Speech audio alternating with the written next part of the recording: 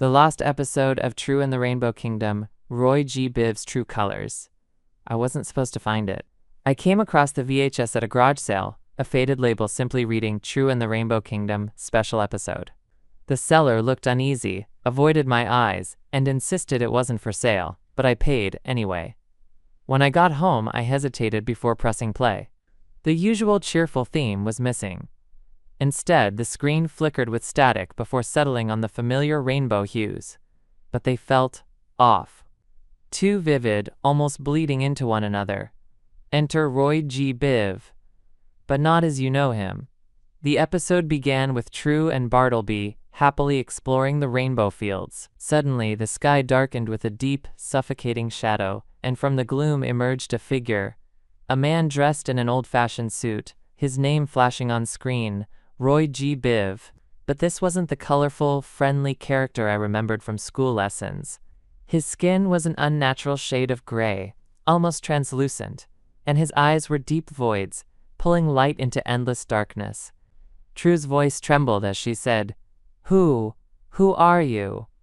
Roy's smile was cold, lips cracking like dried paint. "I am what hides between your colors, the darkness that bends time and devours light.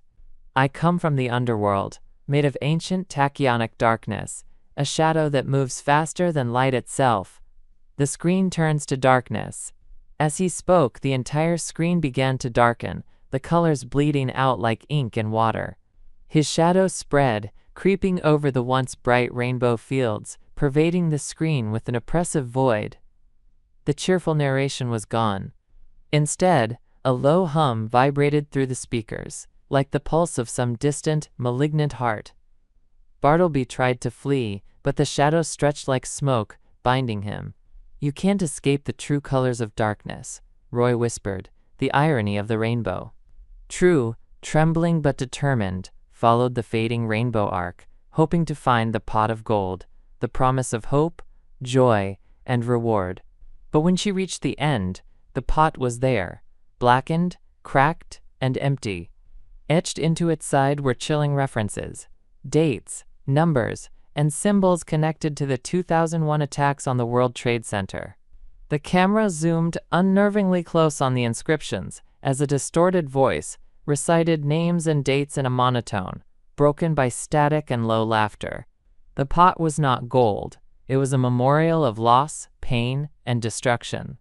The cruelest twist.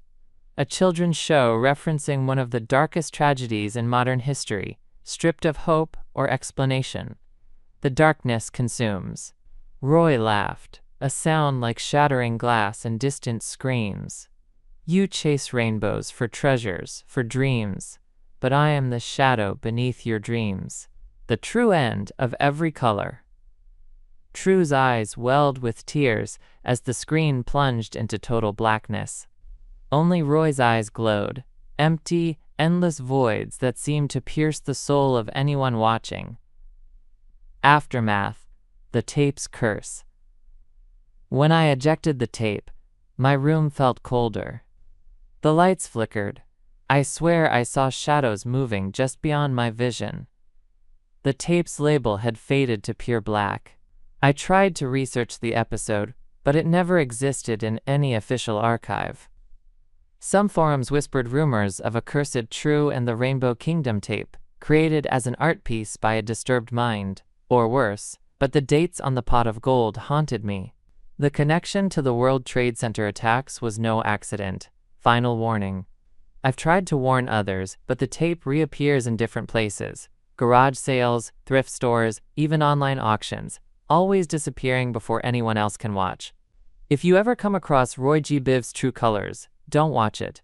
The darkness isn't just on screen. It seeps into the room, the air, your mind. Because some rainbows hide shadows that no child should ever see.